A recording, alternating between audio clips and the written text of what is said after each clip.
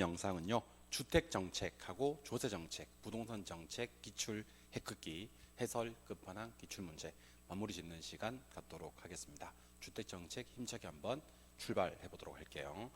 들어가기 전에 가장 중요한 거 하나만 얘기해 보라고 한다면 대부분의 정책들은 주택 공급을 감소시켜요. 그래서 감소되는 정책, 공급 증가되는 정책은 두 개밖에 없다 그랬었습니다. 이거 꼭 좀 기억하셔야 됩니다. 중요합니다.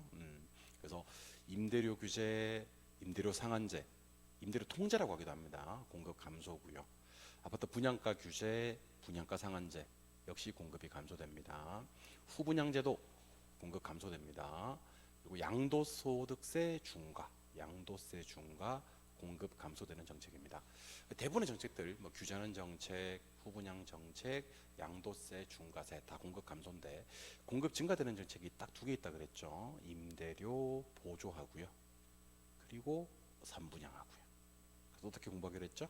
보조선 증가. 이게 중요하다 이거. 보조선 증가. 그래서 레드선 하면서 체면에 걸리지 마시고 보조선 하면 증가하면서 체면에 딱 걸려주시기 바랍니다. 보조선 증가 이렇게 아시겠죠? 가볼까요? 우리나라는 주거에 대한 권리를 인정하고 있지 않다 그랬는데 우리나라는 선진국이고요. 주거 기본법이라는 게 있는 나라거든요. 그래서 주거에 대한 권리를 인정하고 있다라고 해야 됩니다. 틀렸고 공공임대 8개 있죠. 영국행 통장 분기기, 주거급여. 자, 여기 보시면 주거급여 제도라는 거 보이실 거고요. 주택 바우처 보일 건데 전부 다 이거 임대료 보조 정책이에요. 바우처하고 주거급여는 임대료 보조 정책이고 당연히 현재 우리나라에 시행되고 있는 제도입니다. 주택청약종합저축제도 2009년도부터 통합돼서 현재 우리나라에서 시행되고 있다. 맞는 표현입니다. 공개택 초토를 제외하고는요 현재 우리나라에 시행되고 있고 바우처는 임대료 보조인데 특히 소비자 보조로 봐야 됩니다. 보조금을 임차인에게 직접 보조해 주는 것은요 임차인 주거지 선택을 용이하게 해주는 장점이 있습니다. 누가 주거지 선택의 자유가 곤란해지자면요 공공임대주택을 직접 공급하거나 정부가 공급자들에게 보조금을 지급하면 주거지 선택의 자유가 제한되고요 보조금을 소비자들에게 직접 지급하는 바우처 제도는 주거지 선택의 자유를 보장해주고 용이하게 해주는 장점이 있는 겁니다. 이 문제 핵심은 사실은 니을과 미음이에요. 니을과 미음. 하나는 임대료 뭐고요? 보조고요. 하나는 임대료 통제입니다. 통제가 바로 규제입니다. 규제. 자, 그럼 먼저 임대료 보조하면요 공급이 장기적으로 증가됩니다. 공급이 증가돼요. 공급이 증가되면서 올랐던 임대료를 낮춘다라고 해야 됩니다. 단기에는 수요가 증가해서 임대료가 상승하는 거 맞는데 장기에는 공급이 증가돼서 임대료를 낮춘다. 틀린 지문입니다. 미음. 임대료를 균형 가격 이하로 통제하면 질적 수준 저하되는 건 맞았는데 공급은 감소합니다. 그래서 대부분의 정책들은 공급이 감소되고요. 보조만 장기의 공급 증가 기억하셔야 됩니다. 근데 문제가 특이한 게 틀린 것을 모두 고르라 그랬습니다. 그러니까 누구누구는 옳다 그랬죠. 아까 니은하고 디귿은 옳다 그랬잖아요. 그죠? 기업 주거 기본법이 있는 나라이기 때문에 인정되고 있고 리얼 보조는 공급 증가, 미음 통제가 규제거든요. 공급 감소. 그렇게 해서 기역, 리을, 미음이 틀린다라고 해야 되는 겁니다. 특히 어떤 정책들이 공급을 증가시키고 어떤 정책들이 공급을 감소시키는지를 공부하지 마시고 대부분의 정책들은 공급먼데 감소인데 보조선 공급 증가, 보조선 공급 증가, 나머지는 공급 감소 이렇게 한번 적용을 해주시면 문제 푸는 속도도 빨라지고 정확도도 높아지고 할 수 있겠죠. 보조선 증가, 나머진 감소 이렇게 꼭 좀 기억을 하시기 바랍니다. 그래서 유명한 문제였습니다. 2번으로 갈게요. 부동산 정책과 관련된 설명이다. 옳은 것을 찾아라. 분양가 상한제와 택지 소유 상한제는 현재 시행되고 있다라고 했는데 분양가 상한제는 시행되고 있습니다. 주택법에서. 그런데 택지 소유 상한제는 현재 우리나라에 시행되고 있는 제도가 아닙니다. 공개택 초토는 현재 시행되고 있는 것이 아니고요. 2번. 정부가 간접적으로 개입하는 거다. 자, 부동산 가격 공시제도는 간접이 맞습니다. 근데 토지 비축제도, 토지은행 제도는 대표적인 직접 개입입니다. 3번. 법령상 개발 부담금 제도가 재건축 부담금 제도보다 먼저 도입이 되었다. 일단 둘 다 부담금입니다. 부담금은 둘 다 간접이거든요. 간접인데 개발 부담금 하는 것은요 1990년대에 실시가 됐고 90년에 재건축 부담금은 2006년도에 시행이 됐다 그랬습니다. 암기하실 때는 개발하고 개발된 주택이 오래됐으니까 재건축하겠지. 개발이 먼저, 재건 주고 나중 이렇게 생각하시는 겁니다. 3번이 정답입니다. 4번 PIR은요 주택 가격을 가구의 연소득으로 나눈 값입니다. 가구의 연소득입니다. 그래서 이 가구란 표현도 꼭 좀 기억하셔야 됩니다. 한마디로 표현하면 주택 사는데 걸리는 기간을 말하는 건데 소득이 높으면 주택 사는데 걸리는 기간이 짧아지는 거고요. PIR은 그래서 낮을수록 좋습니다. 그래서 여기는 두 가지를 기억하시는 겁니다. 개인의 주택 지불 능력이 아니라 가구의 주택 지불 능력을 나타내는 지표이고요.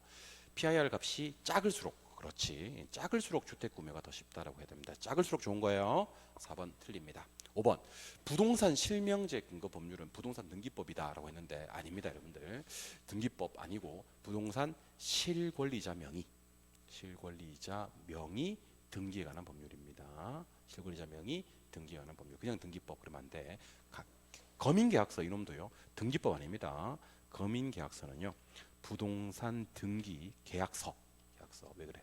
계약서는 부동산 등기 특별조치법입니다. 특별조치법. 둘 다 등기법이 아니다라는 것을 기억해 주시기 바랍니다.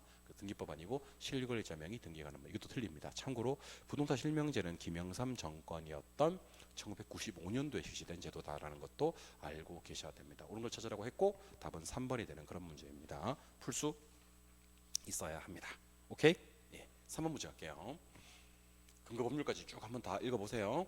3번 부동산 틀린 것을 찾아봐라 했던 문제입니다. 1번 개발권 양도 제도는 개발이 일단 제한됩니다. 규제됨으로 인해서 보전 지역에서 입은 토지 소유자의 손실을 보전하기 위한 제도가 맞고요. 이 제도는 직간이 중에서 이용 규제에 속하고요. 현재 우리나라에 시행되는 제도는 아니다라고 얘기한 바가 있습니다. 참고로 개발이 가능한 지역에 소유권 주는 거 아니고 개발권을 주는 거고 보상이 나오긴 나오는데 공적 자금 투입을 보상이 아니라 사적 자금 시장 기구를 통한 보상이다 기억하셔야 되고요. 마지막으로 TDR 제도는 지약금과는 전혀 관계가 없습니다. 오직 공중권 해야 됩니다. 3번 다른 조건을 일정할 때 정부가 임대료 한도를 시장 균형 임대료보다 높게 설정하면 초과 수요 발생하고 부족 현상 초래한다. 아닙니다, 여러분들. 혹시 임대료 규제가 너무 힘드시면요. 저소득층 보호라는 말을 꼭 좀 기억하시기 바랍니다. 우리가 시행하는 정책들은요. 전부 다 저소득층을 보호하기 위해서 실시하는 거예요. 그렇다면 시장에서 형성되는 임대료보다 낮게 만들어줘야 됩니다. 혹시 높게 만들면 아무 변화가 없게 됩니다, 여러분들. 그래서 틀린 것을 찾으라고 했고 답은 2번입니다. 낮게인지 높게인지 헷갈리면 누구 보호? 저소득층 보호. 저소득층 보호하려면 어떻게? 낮게 규제 이렇게 기억하시는 겁니다. 이해하셨죠? 좋아요. 3번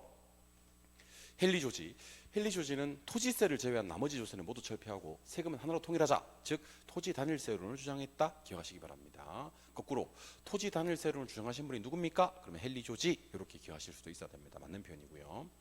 공공토지비축제도, 토지은행제도라고도 하는데 정부가 토지를 매입한 다음에 꼭 요 말이 나옵니다. 보유하고 있다가 이걸 매각하거나 공공용으로 사용하는 제도를 말합니다. 그러다 보니까 보유 단계에서 관리의 효율성은 좀 이렇게 떨어진다라는 단점이 있다라고 했었어야 됩니다.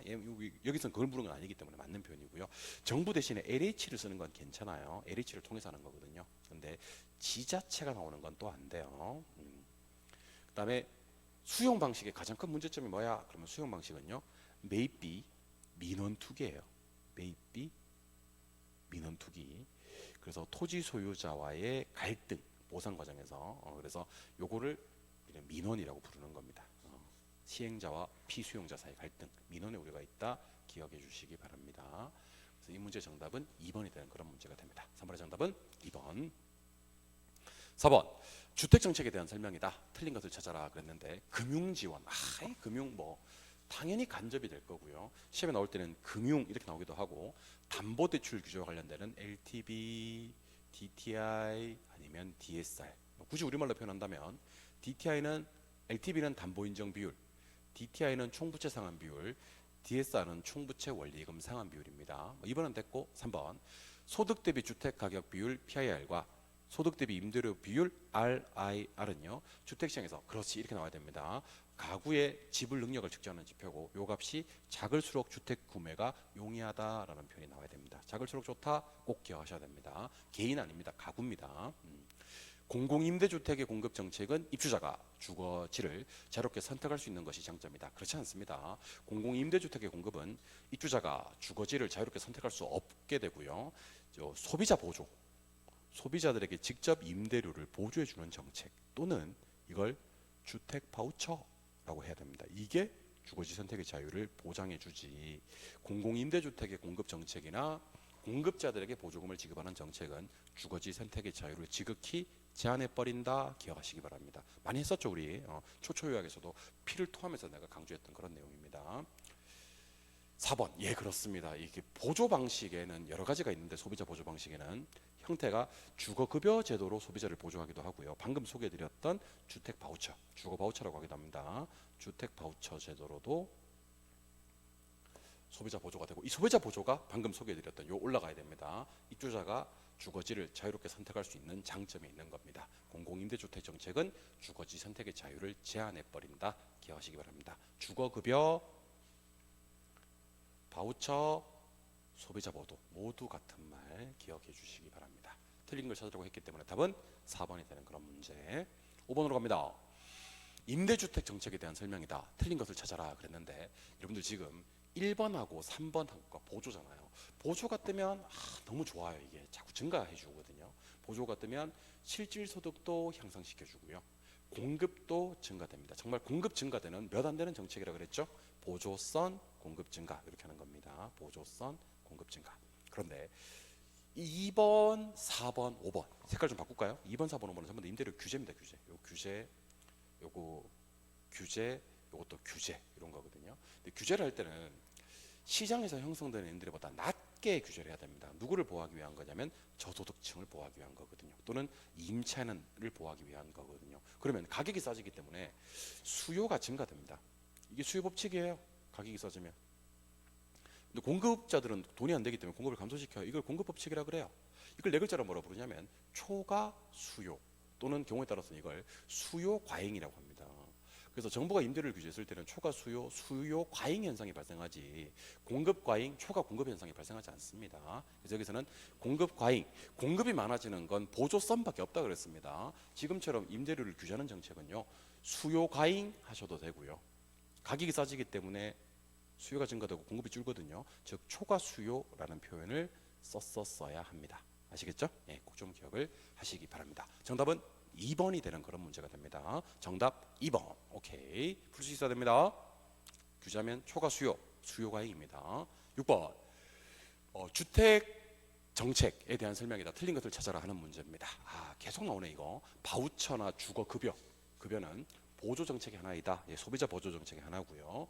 주거 급여도 소비자 보조 정책의 하나입니다. 기억을 하시기 바라고. 이번에 보조금, 너무 좋은 정책이에요. 보조금은요. 주거 여건 개선. 좋아요. 규제는 부작용이 너무 많은 정책입니다. 공급 위축, 공급 감소. 규제는 부작용이 많다 그랬지 않습니까? 그래서 질적 수준 저하됩니다.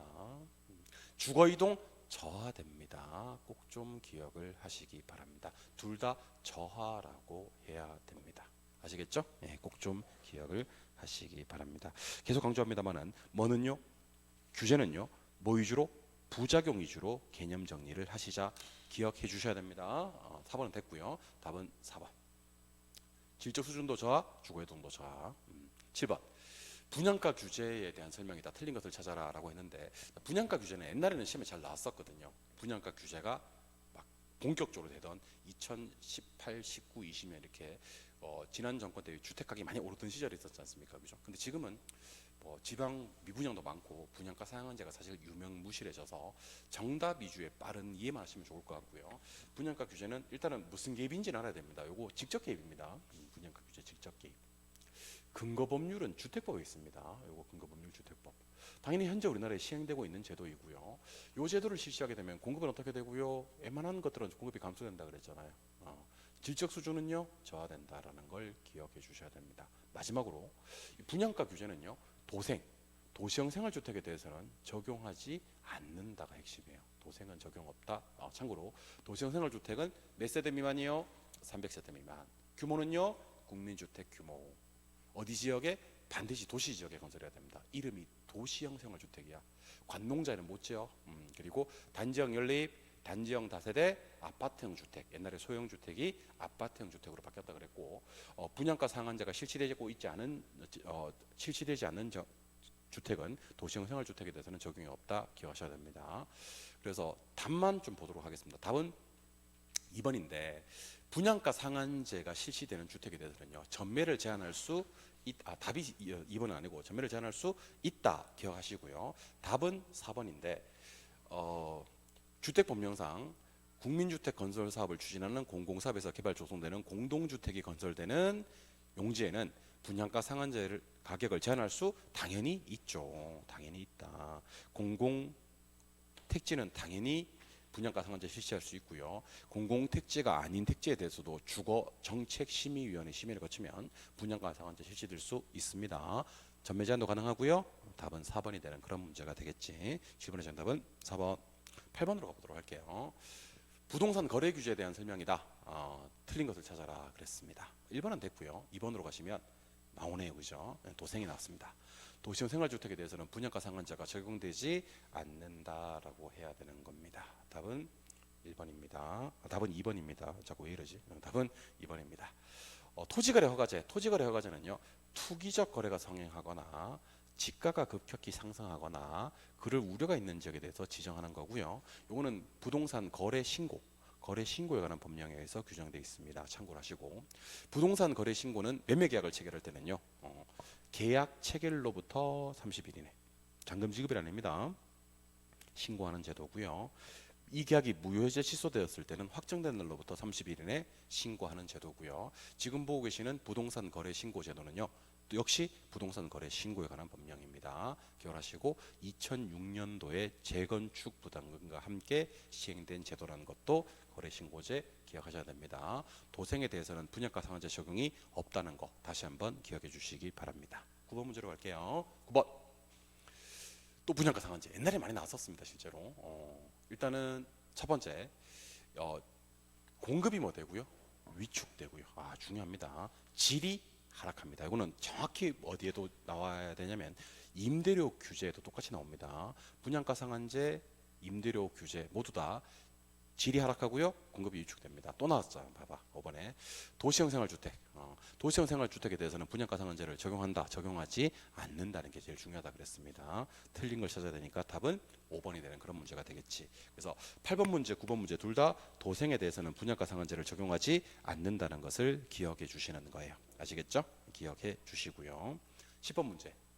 옳은 것을 찾아라 그랬는데 요거는 그 부동산 가격 공시 중에서 공동주택은 누가 가격 공시를 합니까? 라고 물으면 시군구청장이 공시하는 것이 아니라 국토교통부 장관이 공시하는 거죠. 국정이 한다. 1번 틀렸고 선매가 시험에 떴습니다. 그러면 마지막에 강제로 수용한다. 그러면 절단한다 그랬죠. 선매제도는 협의매수하는 제도입니다. 협의매수. 2번도 틀렸죠. 3번 부동산 거래 신고를 하고 싶은데 매매계약을 체결했대요. 그러면 일단 잔금 지급일 아니고 뭐요? 계약 체결일 해야 되고요. 60일 아니고 뭐요? 30일 해야 되는 겁니다. 틀린 내용입니다. 4번 선분양 제도는 후분양 제도에 비해서 공급을 감소시켜 여러분들 보조선 증가 나머지는 다 감소. 그래서 이거는 바꿔야 됩니다. 바꿔야 됩니다. 후분양 제도가 공급이 감소됩니다. 선분양 제도는 대표적인 공급 증가 정책입니다. 보조선은 공급 증가니까 그래서 후분양 제도가 선분양 제도보다 공급 감소. 그래서 후분양 제도는 공급자 부담이 좀 큰 정책, 선분양 정책은 공급자 부담이 작은 정책 이렇게 이해하시면 좋을 것 같아요. 선분양이 공급 증가고요. 지금처럼 공급 감소는 후분양이 공급이 감소된다는 것을 기억하셔야 됩니다. 장기 일반 민간 임대주택은 10년인데요. 참고로 기억하시고 답은 5번인데 이 문제는 답 5번이 중요한 게 아니고 1번부터 5번까지가 왜 틀렸는지 4번까지가 왜 틀렸는지를 확인하는 게 중요합니다. 다시 공동주택은 누가 공시요? 국장이요. 선매는 강제로 수용하는 것이 아니라 많은 거요. 협의 매수요. 매매 계약 체결했을 때는 뭐로부터 며칠이요? 계약 체결일로부터 30일. 어떤 제도가 공급을 감소시킨다고요? 후분양 제도가 선분양 제도에 비해서 공급이 감소된다. 보조선은 증가라 그랬죠. 꼭 좀 기억을 하십시다. 답은 5번이 되는 그런 문제. 11번으로 갑니다. 이건 뭐 모르면 큰일 나지 진짜. 뭐죠? 공공임대주택입니다. 자, 공공임대주택은 꼴랑 몇 개 있어요? 8개밖에 없어요. 암기 먼저 하고 갑시다. 일로 오세요. 영국행 비행기를 탑니다. 누가요? 통장님이요. 영국행 비행기를 타요. 누가요? 통장님이요. 근데 분기별로 타니까 기분이 너무 좋아요. 그래서 영국행 통장 분기 타면 기분 좋아 이렇게 암기하시면 됩니다. 최저소득의 50년이요? 그러면 영구임대. 저소득 서민의 30년이요? 그러면 국민임대. 대학생, 사회초년생, 신혼부부 등의 젊은 층 그러면 젊은이 행복해 이렇게. 그다음에 사회 취약계층, 장애인 국가유공자 뜨면 통합이요. 그냥 전세 계약 방식 그러면 장기 전세요. 임대 후 분양 전환할 목적 그러면 분양 전환이요. 기준주택을 매입해서 공급하는 건 기준주택 매입이고요. 기준주택을 임차해 와서 전대하는 것은 기준주택 전세다 이렇게 보시면 됩니다. 전세가 두 개 있어요. 장기 전세가 있고 기준주택 전세가 있는데 그냥 전세 계약 방식 그러면 장기 전세가 되는 거고요. 임차에 와서 전대한다. 특히 전대라는 표현은요. 기존주택 전세 트레이드마크다라고 기억하시기 바랍니다. 전대가 뜨면 예외 없이 기존주택 전세다 이렇게 얘기하시면 됩니다. 이거는 중요하기 때문에 꼭 연습하셔야 됩니다. 최저소득 50년 영구, 저소득 서민 30년 국민, 젊은이 행복해 그리고 장애인 국가유공자 취약계층 통합해줘야지. 전세계약 방식 장기 전세, 일정 기간 임대 후 분양 전환을 목적 분양 전환, 기준주택을 매입해서 공급하는 건 기준주택 매입, 기준주택을 임차해 와서 전대하는 것은 기준주택 전세 이렇게 공부하기로 하셨습니다. 기억나시죠? 정리를 꼭 하십시다. 됐어요? 네, 그래서 맞는지 한번 확인해 봐야 될 것 같습니다. 옳은 거 몇 개인가 그랬는데 밑줄만 좀 가볼게요 이제. 장애인 국가유공자 사회 취약계층 떴고요. 여기 보니까 젊은 층 떴어요. 그 다음에 여기 보니까 전세 계약 방식 떴어요. 그 다음에 임대 후 분양 전환을 목적이 떴어요. 이거 사람 뜨면 통합이 맞고요. 젊은이 행복해야 돼 맞고요. 전세 계약은 장기 전세 맞고요. 임대 후 분양 전환을 목적은 분양 전환이 맞습니다. 4개 다 맞습니다. 답은 5번입니다. 어차피 법조문 컨트롤 C 해서 붙여넣기 컨트롤 V 하는 내용이거든요. 그러니까 법조문 중에서 주요 단어 몇 가지를 딱 기억하셨다가 공공임대는 반드시 맞춰주셔야 됩니다. 공공임대주택 틀려버리면 진짜 공부 징하게 안 하고 심장 들어가신 겁니다, 여러분들. 아시겠습니까? 공부를 하나도 안 한 거예요. 하나도 화낸 거 아니에요. 원래 목소리가 좀 그래요. 원래 말투가. 그러니까 진짜 하나도 안 하고 들어가면 공공임대주택을 틀리게 됩니다. 공공임대주택 틀리신 분 맞추기가 더 쉽고 틀리기가 더 어려운 그런 파트니까 조금만 신경 써서 암기해 주시기 바랍니다. 그 어려운 걸 또 해낸다 또 막 틀리고 그래봐 진짜. 이거 틀리면 안 됩니다, 여러분들. 정말 안 돼요. 니마 그러지 마요. 12번. 일단 제가 밑줄을 좀 그어 드릴 테니까 칠판 한번 보세요. 여기는 젊은 층. 여기는 50년 떴고요. 최저소득 계층 떴어요. 여기는 전세 계약 방식 떴어요. 여기는 임대 후 분양 전환을 목적 떴어요. 여기는 임차에 와서 전대라는 편이 떴어요. 그래서 1번이 정답이네요. 젊은이 행복해야 돼. 국민임대 아닙니다. 이거 행복주택입니다. 틀린 거 찾아야 되고 답은 1번. 50년 최저소득은 영구 맞아요. 전세 계약 방식 장기 전세 맞습니다. 임대 후 분양 전환을 목적 분양 전환 맞아요. 임차에 와서 전대하는 거 기준주택 전세가 맞습니다. 이 문제 답은 1번이 되는 그런 문제입니다. 풀 수 있어야 되고요. 13번. 주택공급제도에 대한 설명이다. 틀린 것을 찾아라 그랬는데 여러분들 느낌상 이게 공급자들이 좀 좋아. 그러면 이건 선분양이고요. 공급자들이 별로 안 좋아. 그럼 그건 후분양이 되는 겁니다. 공급자들이 좋은 게 선분양입니다. 그래서 잘 보면 이번에 건설 자금을 구매자로부터 조달할 수 있대요. 이자 부담도 구매자한테 부담을 시킬 수가 있대요. 이거는 상당히 공급자들에게 좋은 선분양 제도에 대한 설명입니다. 그러다 보니까 공급이 잘 될 수 있는 거지. 보조선 증가. 왜냐하면 사업자 입장에서는 부담이 너무 뭐해서 작아서 소비자들이 자금도 부담해주고요. 이자도 부담해주고 하니까 사업자 부담이 적은 거지. 공급이 잘 되는 정책입니다. 답은 1번이고 나머지 내용들도 쭉 한번 읽어보시면서 선분양, 후분양의 주요 특징들을 확인하시는 건데 논점이 하나 있다 그랬죠. 공급자들 너무 좋아, 선분양.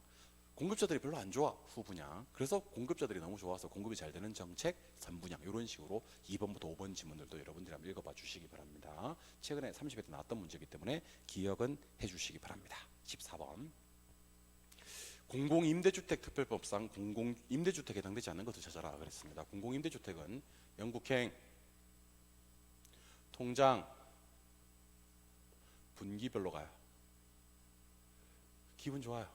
이렇게 그래서 영국행 통장 분기별로 가면 기분 좋아요.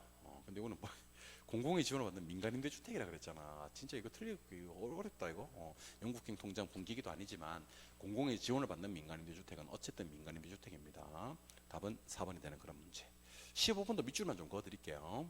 일단은 어떤 편이 나왔냐면 전세계약 방식이란 말이 나왔고요. 그렇죠. 그럼 이거는 뭐죠? 장기전세입니다. 장기전세. 일단 답이 될 수 있는 건 2번 아니면 5번이고요.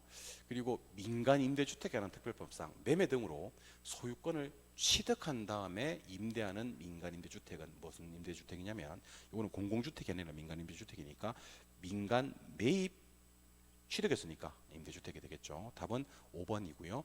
2번은 기준주택 전세는 공공주택입니다. 민간임대가 아니에요. 민간임대주택이니까 민간 매입 임대주택이다라고 기억하시면 되겠네. 답은 5번. 앞에 건 공공임대고요. 뒤에 건 민간임대를 얘기하는 겁니다. 답은 5번입니다. 이까지가 이제 주택정책이었고 조세정책도 뭐 문제 한 7개 정도밖에 안 되니까 빠르게 한번 가보도록 할게요. 부동산 조세에 대한 설명 중 옳은 것을 모두 골라라 그랬는데 양도소득세와 부가가치세는 국세다. 예, 그렇습니다. 여러분들 취등재, 취득세, 등록면허세, 재산세 정도만 지방세로 생각해 주시고 우리 부동산학 개론 시간에는요. 나머지는 다 국세다 하시면 돼요. 양도소득세하고 부가가치세는 대표적인 국세입니다. 취득세와 등록면허세 당연히 지방세가 되겠죠. 재산세 포함해서.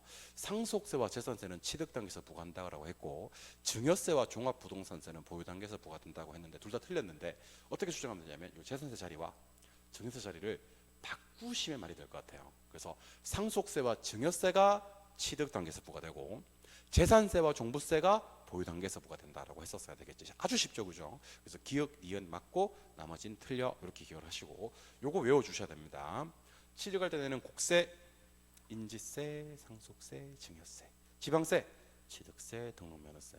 보할 때 내는 국세, 종합부동산세, 종합토지세 아니에요. 종합부동산세요. 토지세는 폐지됐어요. 재산세는 지방세, 양도소득세 처분할 때 내는 국세가 됩니다. 참고로요 보유세 과세 기준일은 몇 월 며칠이라고요? 6월 1일이라는 것도 알고 계시면 좋을 것 같습니다. 답은 2번이 되는 그런 문제 풀 수 있어야 합니다. 능히 풀 수 있어야 됩니다. 작년 나왔던 문제 2번으로 가볼게요. 부동산 조세에 대한 설명이다. 옳은 것을 모두 골라라 그랬습니다. 여러분들 양도소득세가 중과되면요 동결효과가 발생하거든요. 이 동결효과가 뭐냐? 먼저 알려드리겠습니다. 처분을 기피하는 현상입니다.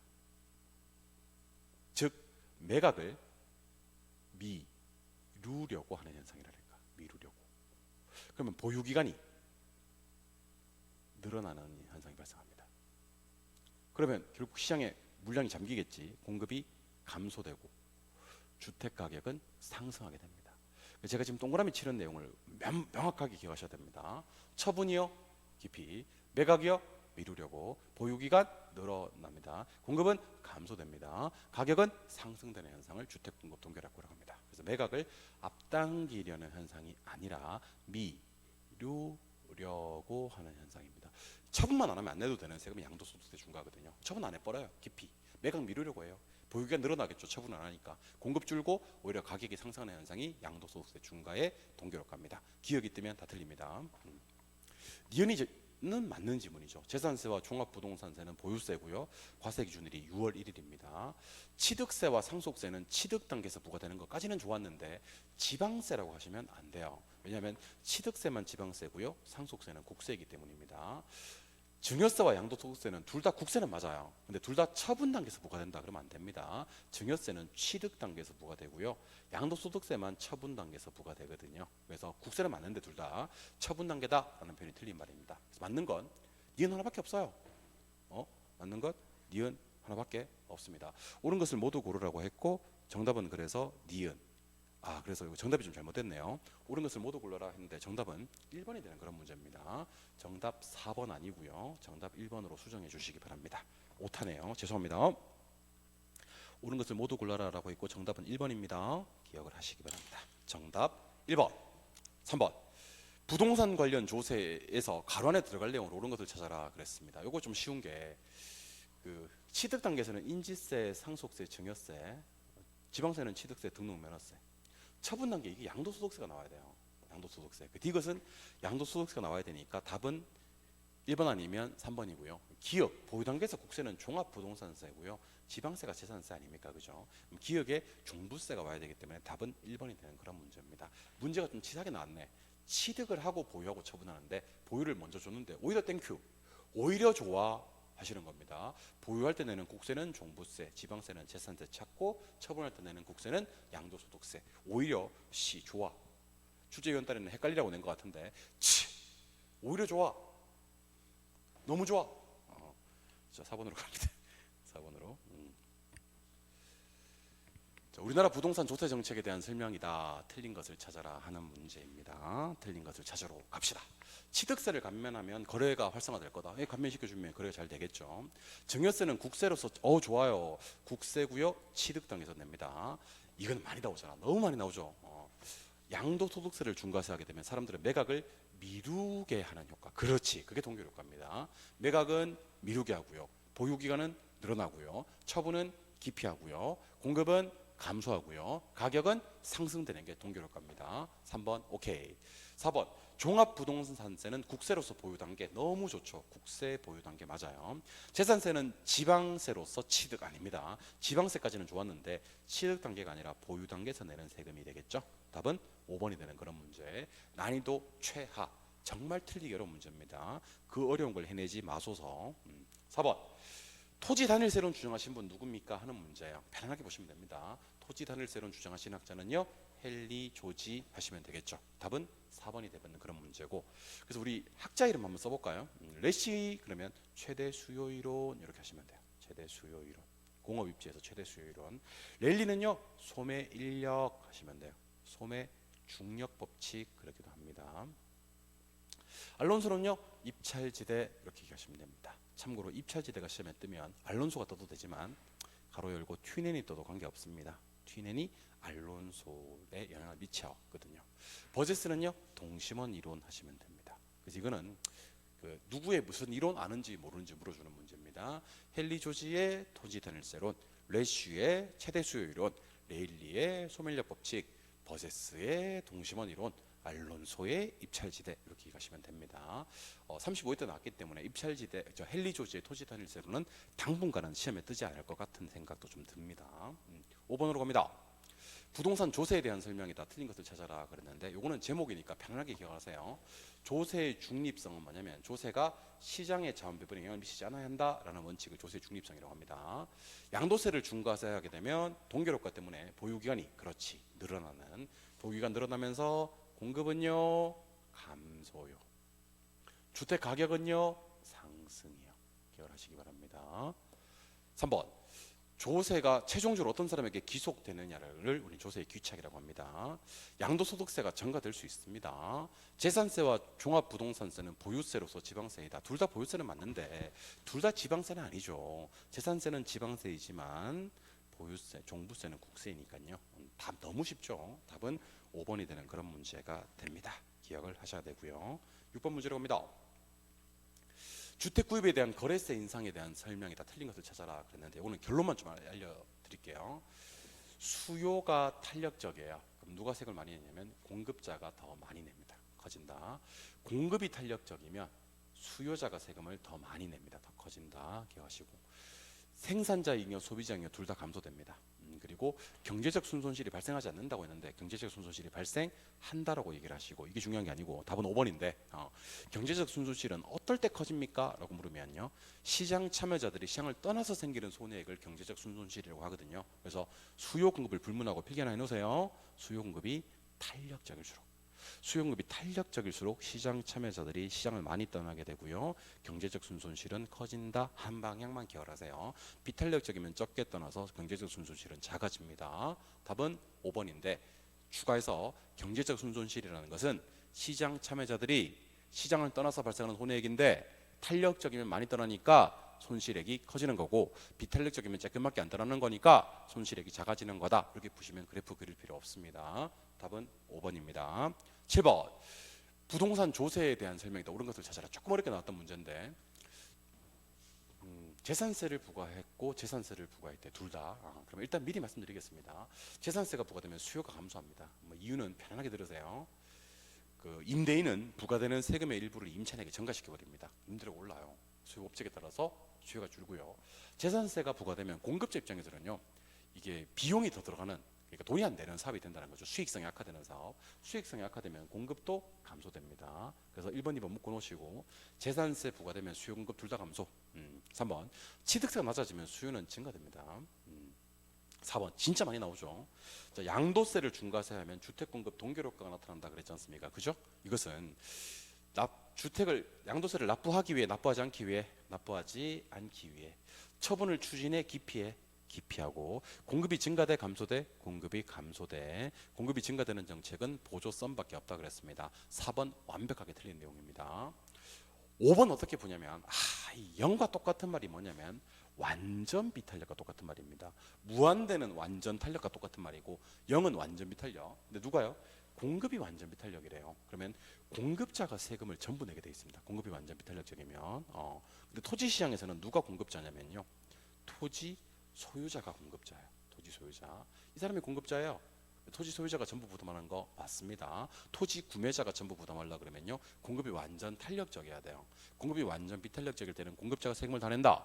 토지 시장에서는 누가 공급자다? 토지 소유자가 토지를 공급할 수 있겠지. 그래서 공급자 전부 부담이 맞습니다. 이 문제 답은 5번이 되는 그런 문제가 되겠네. 또 양도세 중과세 효과 맨날 시험에 나온다는 것도 알고 계시면 좋을 것 같습니다.